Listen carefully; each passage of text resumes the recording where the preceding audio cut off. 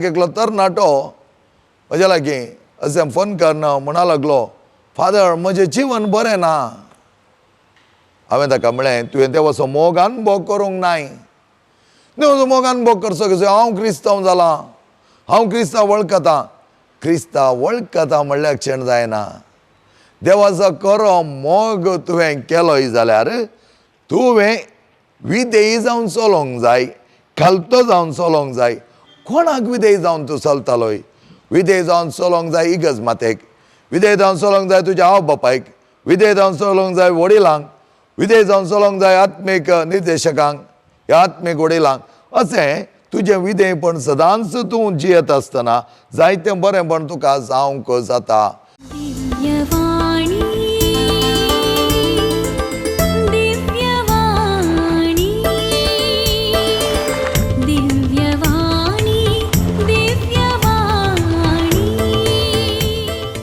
Praise the Lord, hallelujah. ह्या सगळ्यांच्या वेळा परत आमी सांगता मेळटा आसतना मोगाच्या भावान आनी भयणीनो, आमी भोव आपुरबायेतरांची येवंक साध्य जाता.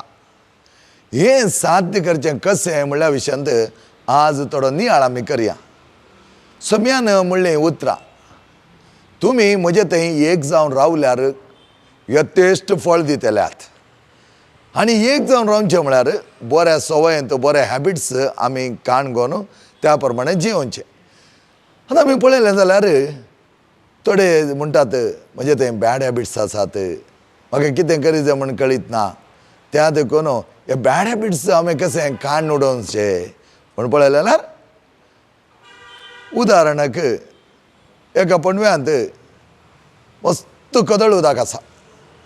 कदळ म्हळ्यार तातूंत कांय दिसना. आतां तें उदक नितळ करीचें जाल्यार ताका कितें करी जाय? ताका बरें उदक आमी पंप करी जाय. बरें उदक पंप करून तें वळोन वेता आसतना मेळ्ळें आसलें वळोन वेतालें आनी बरें उदकाच्या प्रभावांत तें नितळ जातालें. शिवाय त्या मेळ्या उदकाक इल्लें उदक आमी बरें नितळ व्हरून घालें जाल्यार तें नितळ जायना. कित्याक म्हळ्यार आमचे हॅबिट्स, बॅड हॅबिट्स ते रोमन बसल्यात. कित्याक आमीच ताका पावर दिल्लो जावन आसा. कोण असले वायटाक सांपडटा एकच तरेन तो एडिक्ट जाता गी, एकच तरेन तो बिडी सिगरेट व्हरून त्या प्रमाणे तातूंत एक जाता गी, या ड्रग एडिक्ट जाता गी ना. क्रमेण इल्लें इल्लें इल्लें इल्लें घेवन ताचे देखून ताचे थंय तो वायट स्वभाव चड जाता. त्या देखून वायट सवयो, वायट चाली भोव गुंडायची फाळां घेतात. आनी अशें आसता ते उमटून काडूनच्याक आमकां जेजूच्या मोगाची गरज आसा. Praise the Lord, hallelujah, hallelujah, hallelujah. Thank you Jesus, praise you Jesus.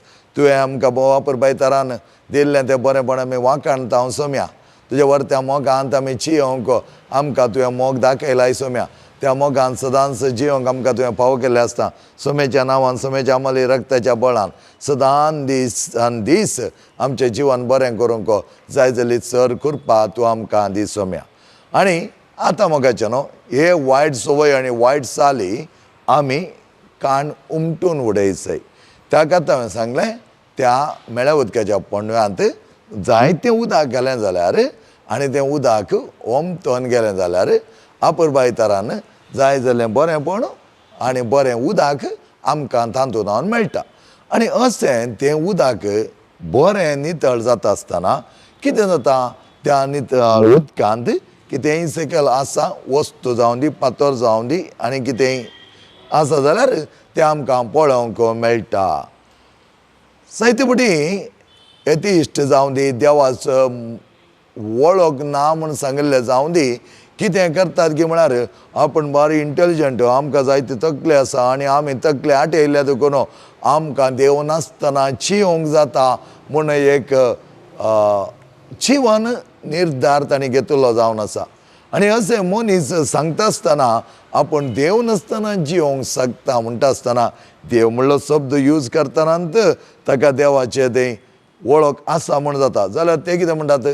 नास्तीक, देव ना, देवाची वळख ना, देवाक हांव पातयना, देव म्हाका नाका, हें सगळें देव देव देव म्हणटाना तांणी चिंचे जावन आसा ते एका यांत्रीक तरान तांच्यात सक्तेंत जियोंक शकतात म्हूण त्या देखून तांची कितलीय तालंत आसूं दी कितली हुशारकाय आसूं दी ती कितली हुशारकाय म्हूण तांणी चिंतली जाल्यार देवाच्या मोगा विरोध ते वेता आसतना देवाच्या वळख नासतना देवाक मानून घेनासतना ते जियेतात जाल्यार देखून ते कितेंय आसूं दी ते एक सुखी धाडत म्हूण आमी सांगेत कित्याक सुखी धाड खंय देवाचो मोग वळना तें सुखी धाड सोडून दुसरें कितेंच आमकां पळोवंक मेळना आनी सुमेच्या वर्त्या जिवितांत देवाचो मोग यथेश्ट मापान ताणें ओतुलो जावन आसा सोम्याक देवाचो मोग अपरिमीत तरान ताणें दिल्लो जावन आसा तसो मोग त्या सोम्यान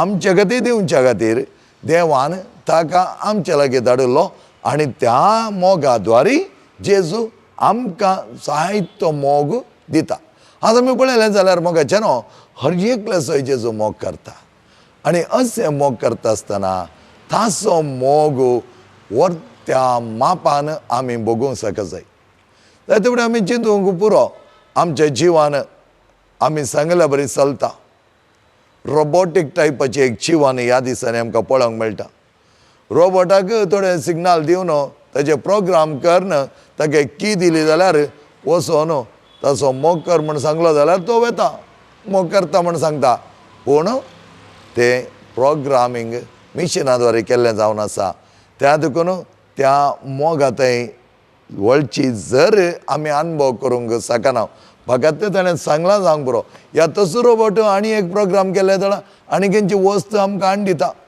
ही वस्त ह्या मनशा मुखाची व्हरून वच म्हळ्यार तो काडून वेता आनी तातूंत तसो मोग आटापिना ताका कितें प्रोग्रामान सांगलां तितलें मात्र तो करता शिवाय दुसरें कितेंच ताचे जावन करूंक जायना ह्या खातीर समागश्टीन केन्ना तो पातकांत आसलो वायट सवयेंत आसलो ताचे वायट सालींत तो जियेतालो ह्या वेळार जेजूचो मोग ताचे थंय वळोंक ना आनी तेच सालीन तो जियोन आसतना ताकाय सोम्याच्या मोगा वयर एका तरेची उर्बा भोगली आनी त्या देखून तो म्हणा लागलो ह्या सोम्याच्या मोगांत हांव केन्ना एक जालां त्या दीस जावन म्हजे थंय वळसो तसो मोग व्हरतो आनी म्हजे थंय आसलें तें वायट कितें हांव येदोळ जियेलो तें सगळें पाटी काडून उडयल्लें जावन आसा ताका परत त्या पातकाक व्हरता आसतना पातकाक आपयता आसतना तो म्हणा लागलो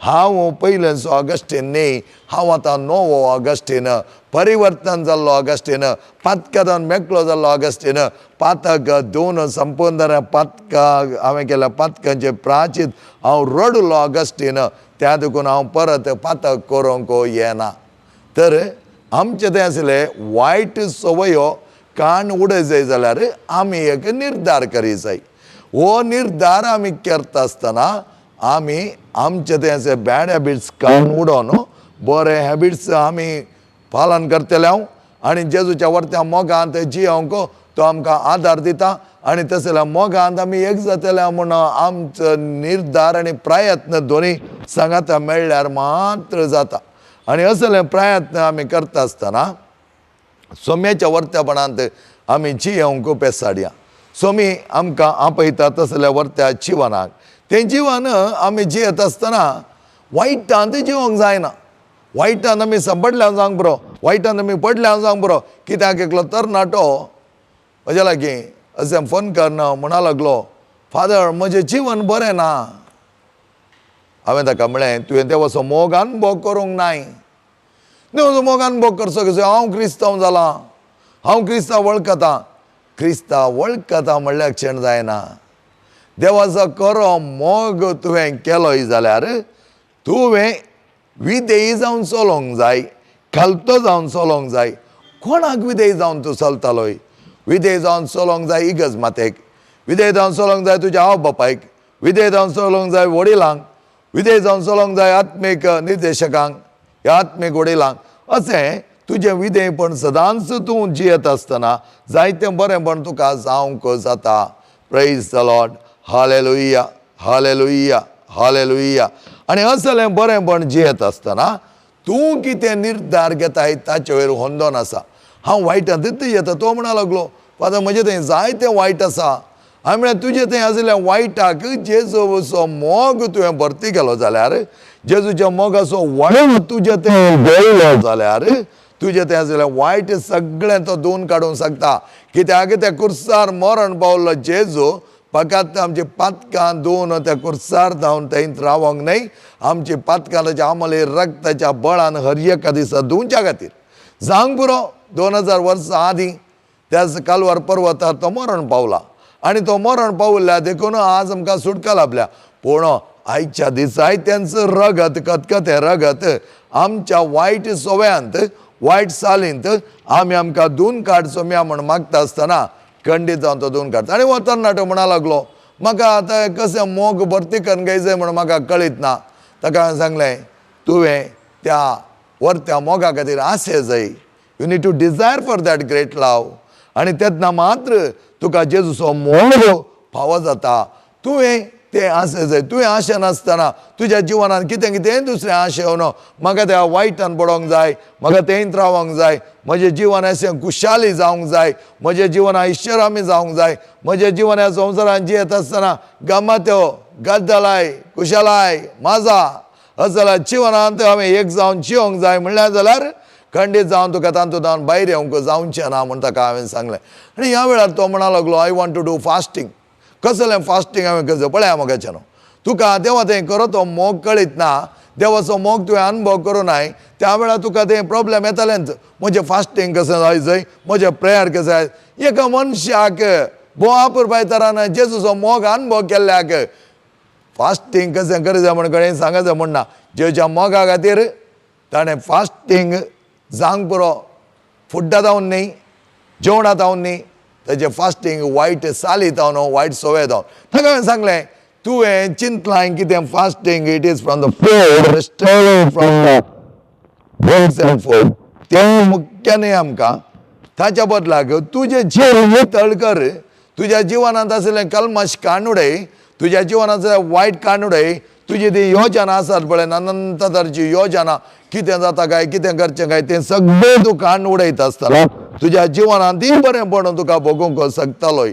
आनी त्या दाळा तुका हांव इतलोच वेळ फास्टींग करी जाय गी, ह्याच वेळा सोडी जाय गी म्हण कांय गरज ना. ताका हांवें सांगलें फास्टींग करीचें म्हूण चिंतून फास्टींग करचें न्हय. देवा थंय आसा तो मोग तुजे थंय भरता आसतना त्या फास्टींग म्हणल्याचो अर्थ आमी कित्याक समजून घेवचें, जेच्या मोग्या खातीर थोडे त्याग आनी सॅक्रिफायस करता आसतना म्हजे थंय जेवणाक चड आशा न्हय, जेवणाचे तळ वर बस न्हय. ताच्या बदलाक हांव सम्या खातीर कितेंच करूंक तयार आसा, कितलो वेळ हांव ताका दिवंक तयार आसा. त्या वेळा म्हाका जेवणाचें खाणाचें चड पडोन वचोना. हें म्हज्या जिवनांत हांव अनुभव करनंत आसा. खंयच्या दिसा जावं दी, केदाळाय जावं दी, रेतेरींत आसतना, आराधनांत आसतना, लोकां कडेन उलयता आसतना, कावन्सिलिंगांत आसतना ती बूक म्हणली चिंतूंक येना. कित्याक म्हळ्यार देवाच्या मोगाची भुरगीं तुज्या मुखार आसतना, देवाचो मोग तुवें तांचे थंय वांटून घेता आसतना कित्याक तुका गरजेचें जेजूचो मोग तुजे थंय आसलो, हेरां थंय तुवें वांटून घेवचो आनी तांचे थंय उण आसलो तो मोग भरूंक भरती करूंक प्रयत्न करचे. इतलेंच बापान केलें. इतलेंच बापान आपल्या पुता ह्या संवसारांत धाडिलोय आमचो मोग करून आमचो नाश जायना जावच्याक, ताच्या बदलाक आमकां संरक्षण मेळच्याक, आमकां शाश्वत जिवीत मेळच्याक आनी आमी सोम्याच्या वर्त्या मोगान बरोवन दराबस्त मापान जिवीत जोडच्याक आनी असलें जिवीत जोडच्याक आमी येत वेळार जेवचे की येत वेळार म्हजें फास्टींग सोडी जाय की म्हळ्यार तें बरें कॅल्क्युलेशन, तें बरें कंडिशन जाता. हो जेजू हांवें 2 दीस फास्टींग केलां म्हाका तुवें तें दिवं नाय. आज एक भुरगें आयलें म्हणा लागलें फादर हांवें ऑस्ट्रेलिया हें एप्लिकेशन घालां आनीकय म्हाका येवना. हांवें म्हळें तुजी खुशी करूंक तूं पळयताय. देवाच्या इच्छे प्रमाणे जावं दी, देवाच्या खुशी प्रमाणे जावं दी, माग. तुजे थंय मागण्याचो स्पिरीट येत ना. तूं ऑस्ट्रेलिया वचोंक जाय, म्हाका UK वचोंक जाय, म्हाका अमेरिका वचोंक जाय. तुज्या इच्छे प्रमाणे चलचें जाल्यार तूं चलय म्हूण सांगलें हांवें. देवाच्या इच्छे प्रमाणे चलच्याक देव कितें आशेता त्या प्रमाणे सोम्याची खुशी जारी जावं दी. सोम्याच्या खुशी आसा तर वचोंक ना हांवें तेंच जिनला अत्यंत आसा जाय ताजे उपरांत ताका हांवें सांगलें मागण्याचो जिनो असो तुजें तें उणो दिसोन येता त्या देखून तुका तुवें धरिल्लें हट जाय हट कोणाचें द्वेश कोणाचो दुस्मान काय ಎಂತ जाय तेंत जाय म्हाका तें सोड दुसरें नाका असलें पुरा देवाचें न्हय तें देवाक सरेंडर केलें जाल्यार देव कितें वाट दाखयता त्या प्रमाणे आमी वचचें म्हज्या जिवनांत केन्नाच म्हाका तेंच जाय म्हाका हेंत जाय म्हण चिंतलें ना देवा तुज्या कुशे प्रमाणे तूं चलय खंय हांवें म्हजी सेवा दिवंक आसा कितल्या पुरबाय तरान दिवंक आसा त्या प्रमाणे चलय मनशाच्या दोळ्यांक कितें दिसता तें म्हाका मुख्य न्हय देवाच्या कुशेंत कितें हांवें पाळोवन घेवंक आसा तें म्हाका प्रमुख जावन आसा आनी ह्या खातीर देवा कडेन हांव केदां मागचें इतलेंच देवा तुजे कुशे प्रमाणे म्हाका चलय आनी त्या प्रमाणे हांव चलता आसतना तुजी खुशी जारी जावं दी म्हजी खुशी न्ही त्या खातीर आमी कन्नडांत म्हणटा नन्न चित्तवल्ल देवा निन्न चित्तದಂತೆ ನಡೆಯಲಿ ताच्या वर्त्या खुशे प्रमाणे जावं दी पूण जायते फुडें आमी कितें म्हणटा म्हजी खुशी जाय म्हाका एग्जाम OET पास जाय म्हाका IELTS पास जाय हांवें थंय वचो जाय हें वचो तें तुजें योजन देवाचें योजन भागीदार केला हांवें हर एका भुरग्याक एक विशिश्ट योजन देवान दिल्लें आसता त्या देवाच्या योजनान तुजें योजन आसा गे आनी ताच्या खातीर तुवें कितलो सॅक्रिफायस केलाय आनी त्या भुरग्याक हांवें उपरांत सांगलें तो म्हणा लागलो हांवें फास्टींग करून चिंतलां केदळ सकाळीं जावन संजे म्हजो करचें गे दनपारचें जेवण गे हांवें म्हळ्यार तूं तर 4 वखदां फिलॉसॉफी बरी उलयताय म्हळ्यार कित्याक म्हळ्यार खावच्या जेवच्या विशयांत सडकंत करिनाका म्हणटा स्वामी मातयेचो 6 अध्याय 25 to 34 वळ आमकां कितें म्हणटा कितें गावचें कितें जेवचें ताचे विशयान कंत करिनाकात चिंता करिनाकात तुमकां रसुल्लो बाप जाणा तुमकां कितें जाय म्हूण आनी त्या प्रमाणे तो खंडीत जावन तुमकां कितें बरें तें दितालो त्या देखून तो म्हणटा पयलें सदां देवाचें राज आनी करा ताची खुशी आनी सगळें तो तुमकां दितालो पळया सगळें तो तुमकां दितालो praise the Lord hallelujah hallelujah hallelujah हें सगळें तो दितालो म्हळ्यार अर्थ इतलोच ताच्या कुशे प्रमाणे जियेत आसतना ताचें राज आमी सोदता आसतना ताच्या योजनांत म्हजें ताचें मॅक्रो योजन म्हजें मिनी योजन तातूंत हांव घालता आसतना संपूर्ण तरान ताच्या योजनाचें विधान म्हज्या जिवनांत जारी जातालें आनी असलें जारी पण जावच्याक आमी सोम्या लागीं मागचें जावन आसा आनी उपरांत हांवें उपास असो केल्ल्या देखून म्हाका कितें मेळटलें तो मेळटा म्हण उपास करिनाका म्हळ्यार ताकाच त्या मनशाक हांवें पडटा धाडिल्लें 100 दीस रेतेर करनी ये म्हूण ताणें तो म्हणा O father what a great retreat father what a wonderful teaching they are doing what a wonderful experience I am having slowly gradually first week second week third week spirit weekend आनी त्या देखून तो आज लेख घालूंक सुरू जाला हांवें म्हळ्यार तूं एज लेख घालचें जाल्यार तुवें उपास करून कितें फायदो रे बाबा तुवें उपास करून कांयच फायदो तुका कळीत ना जाल्यार आयक म्हळें हांवें ताका तुका तितलें कळीत ना हांव तुका सांगता सकाळीं एक तुवें सादारण एक ब्रेकफास्ट काडलें ताचे उपरांत हो हांव उपास करता म्हज्या तकल्यान गुंवचें न्हय ताचे बदला तुजें कार्यांकण राव जेजूचो व्हरतो अनुभव कर जेजूशान चिंत ताच्या मोगांत एक जा आनी तो मोग एक जाता आसतना ताचो मोग तुका भरतालो आतां थोडे विचारूंक आसा मोग पोट भरता गे म्हण भरता म्हणटा हांव कळ्ळें जावं जेजूचो मोग जेजूचें काण पोट भरनासतना मागीर घालें सांग बरो आमी आमच्या दैनंदीन शारिरीक भलायके खातीर शारिरीक भूक थांबोवच्या खातीर आमी वेता हांव जेवता थोडे फावटी पूण जॉयन आसा कितलेशे फुडें आमी जॉयन आसतना रेतीरीत आसतना सोमार मंगळार शुक्रार हे 3 दीस संपूर्ण जेवण नासतना जियेले दीस आसात आनी अशें आसतना कांयच उणें पडोना कांय जीव भागोना पूण आत्मीक सगत द आत्मीक या द स्पिरिच्युअल ग्रोथ इन्क्रीज वाडावळ जाली ताची त्या खातीर आमी वाडावळ करच्याक देवाची जाणवाय आमकां वर्त्या तरान कुमक करता सिरकाचो ग्रंथ 1 अध्याय 1 वळ म्हणटा जाणवाय ती देवातें आसली ती सदांच ताच्या सांगात आसताली तर ती जाणवाय आमी घेवंक जाय. त्या देखून आमकां बरी जाणवाय आसा, द विजडम इज देर. आनी अशें आसता आमी ह्या काळा जेवणा विशीं जाय तें चिंतेचो म्हण कांय गरज ना मोगाच्या भावान आनी भयणीनो. आमी हे चिंता करता कित्याक की म्हळ्यार लौकीक मेतेरपणांत चड तकले आटयता, लौकीक जिवनाक चड प्रामुख्यते दिता, स्पिरिच्युअल जिवनाक न्हय. त्या देखून आनी एक चली आज आयली म्हज्या कडेन म्हणा लागली, फादर म्हजें जिवन भोव कश्टांचें जालां, म्हाका कशें मुखार वचचें म्हण कळीत जायना. त्या देखून कोणें सांगलें तुमचे लागीं वसा म्हण सांगून. त्या देखून हांवें ताका सांगलें तुजें जिवन तूं तुज्या खातीर आनी हेरांच्या अटॅचमेंटा खातीर तूं जियेताय. तुका कंत बेजाराय तुजें थंय जावचें सगळें, ताचे कडेन कितें करचें, हाचे कडेन कितें करचें, हाका कशें सांबाळचें, ताका कशें सांबाळचें, तें तुजें काम गे. तें देवाचें काम. देवाचें काम करता आसतना तुवें ताका परत तकले आटय जाय की म्हण विचारलें. आनी ह्या म्हज्या तरणाट्या मनशाक हांवें सांगलें बाबा वच गलातकारांक बरयल्लें पत्र काण गे म्हण सांगलें ताका. गलातकारांक बरयल्लें पत्र काण गे, वच सांगलें ताका. चॅप्टर 5 वर्स 16 to 21 वाच म्हण सांगलें. पळया कितें म्हणटा, रक्ता वासातून उच जाता ती कृत्यां स्पश्ट वळख येतात. काण घेवन वाचल्या मात पावना म्हळ्यार हांव ताका काण घे, एक पेन आनी एक पेपर हाडणे म्हण सांगलें. पेपर काडून बस, मागीर म्हाका फोन कर. पेपर हाडून आयलो. आनी कितें करूं आतां बरय 1 by 1 1 2 3 बरय. वाट दुश्मन काय झगडे वापर राग स्वार्थ मानभेद तांड पेलाचो पटजाळ मद्यपान फानोत्सव. पळया फानोत्सव. आनी हें सगळें बरें म्हण सांगलें. बरो लागलो. O father, so many are there. या so many are there. What to do? It is there in the Bible.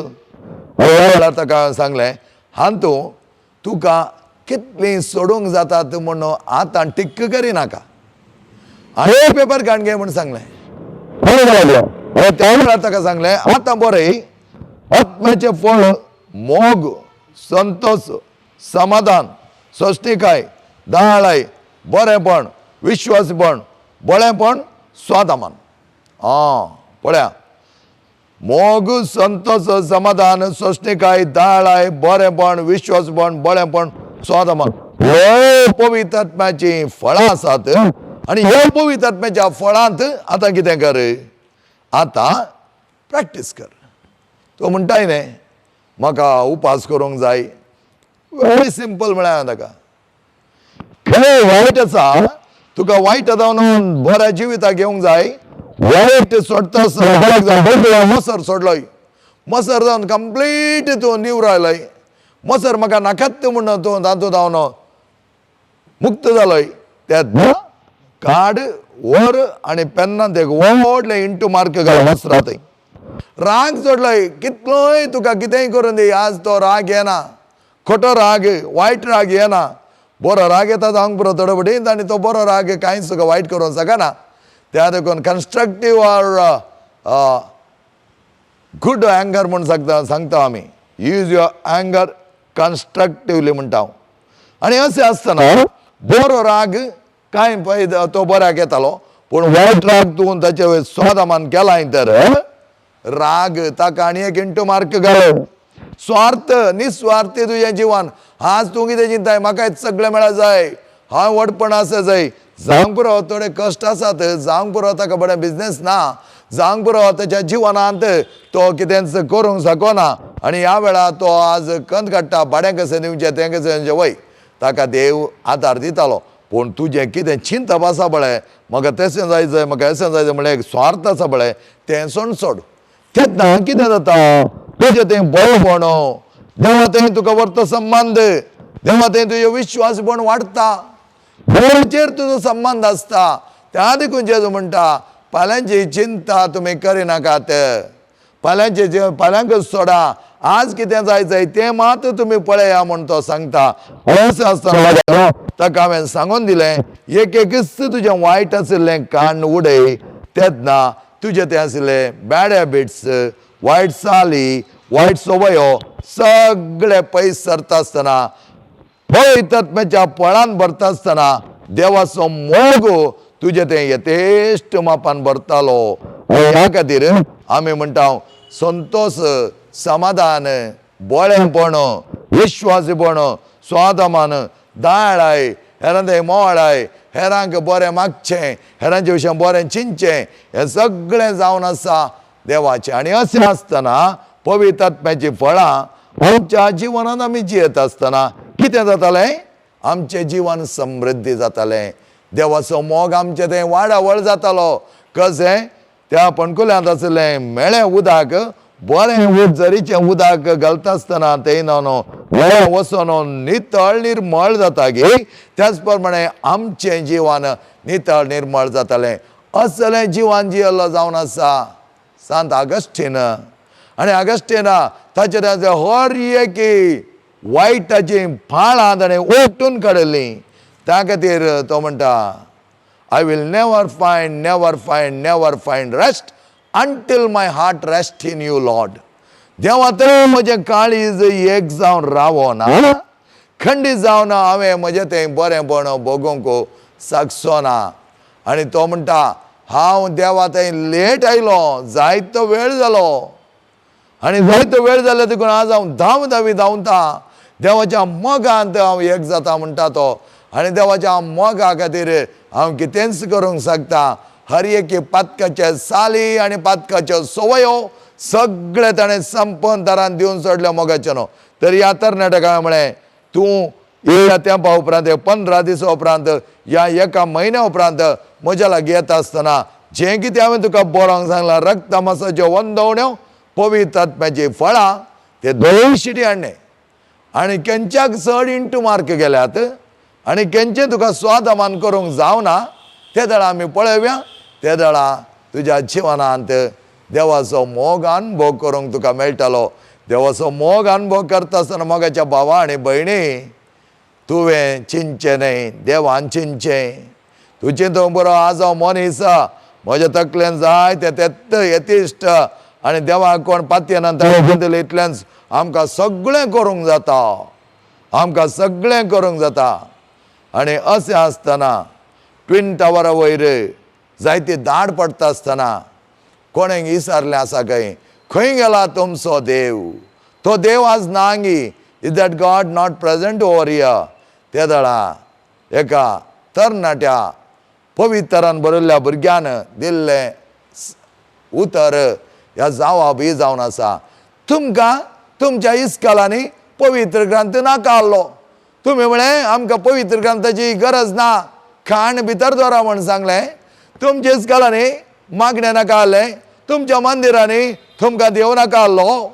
आनी आज ट्विन टावरा वयर अटॅक जाता आसतना तूं कशें विचारताय खंय आसा म्हजो देव, खंय आसा तुजो देव, कित्याक तो जिवान नांगी म्हण? एकोणो तुका जिवांत आसत जाल्यार तुवें कशें तुज्या कुडींत जावन, तुज्या जिवितांत जावन, तुज्या कुटुंबांत जावन ताका काण उडयलें, तुज्या इस्कॉल जावन ताका काण उडयलें, तुज्या ऑफिसांत जावन ताका काण उडयलें. आज देवान कित्याक अटॅक जाताना तुज्या लागीं येत जाय? म्हज्या भावान आनी भयणीन आमी चिंतलें जाल्यार आमच्या जिवनांत तो देवाचो मोग भोगूंक जाय, देवाचें अस्तित्व आमचें थंय आसूंक जाय. देवाचें हजरपण हांवें भोगता आसतना, अनुभव करता आसतना खंडीत जावन देवाचो मोग ताणें दिल्लो हांव साकोवंक शकतलो, तो मोग हांव भोगूंक शकतलो, तो मोग हांव म्हज्या दोळ्यांनींत पळोवंक शकतलो. आनी तेन्ना म्हजें तें आसलें सगळें वायट. त्या देखून बॅड हॅबिट्स काण उडोवंक कांय वेळ ना. आमी मन केलें जाल्यार देवाचो मोग आमचे थंय देवों दी, देवाचो मोग म्हजे थंय वर्त तरान रुपीत जावं दी म्हण हांवें मन केलें जाल्यार, आशा केली जाल्यार देवाचो मोग वळटा. जायते आमकां नाका तें करूंक. त्या देखून आमी म्हणटा म्हाका म्हजे वायट सवय जावन भायर येवंक जायना, म्हाका म्हजे बॅड हॅबिट्स जावन भायर येवंक जायना. कित्याक भायर येवंक जायना? तुजें थंय ना स्वादमान, तुजें थंय ना तें चॅलेंज. तुका देवाचो मोग मेळ्ळा, देवाचो मोग वर्ततना तुका जाय. जेजूच्या मोगान तूं एक जालाय, जेजून केल्लो तो खरो मोग तुका अनुभव करूंक जाय. असले सगळे आडकळे बॅड हॅबिट्स आनी वायट साली, वायट सवयो सगळे सोडय, सोम्याच्या वर्त्या मोगांची. आनी सोमी जायतें बरेंपण तुका आनी म्हाका करतालो आनी ताच्या वर्त्या जिवितांत आमकां वांटेली जातालो. तेन्ना आमी मनशान हांव म्हज्या थंय तें वायटशी येता, म्हाका तातूंत भायर येवंक कश्ट जाता. कोणाकी कश्ट ना, निर्धार, डिसिशन मेकिंग पावर. आनी what time, right at that time, त्याच वेळा decision, your willingness to change. आनी तें करता आसतना सोम्याचो मोग तुजे थंय परिवर्तन जाता आसतना तूं परिवर्तन जातलो, हांव परिवर्तन जातलो, सगळो लोक परिवर्तन जातलो. परकलो पत्रकार ह्या स्टुडंटां एका बऱ्या राजकीय व्यक्ती कडेन विचारतात, हें सगळें करता आसतना आमकां कांयच पावर ना, आमी कशें हाची बदलावण हाडची. ताका तो म्हणटा, you need to have resistance, resist the bad, don't allow the bad to come closer to you, resist. आनी त्या वेळार ती भुरगीं कॉलेजीची भुरगीं ताका विचारतात, we are very few, what to do. ताणें घाल्ल्या क्वेश्चनाक तांकां आन्सर दिता आसतना तांची जीण धांवली. तो म्हणूंक लागलो, when India wanted independence, how many people fought? Only one. Who is that? Mahatma Gandhi. He fought on what? He fought on truth. सतान तो एकलो महात्मा गांधी सगळ्या इंडियाक फ्रिडम दिवंक शकलो, स्वतंत्र दिवंक शकलो जाल्यार आज तूं आनी हांव एकलो जावन दी, दोगां जावन दी. Resist the violence, resist the bad thing, resist ह्या रक्तमसाच्यो वंदवण्यो. आनी प्रत्येक तरान देव आमकां ताच्या आदारान भरतलो. आनी असलें बरेंपण देवातोन आमी आपणाव्या, देव आमकां दिता तें सगळें आमी घेवया.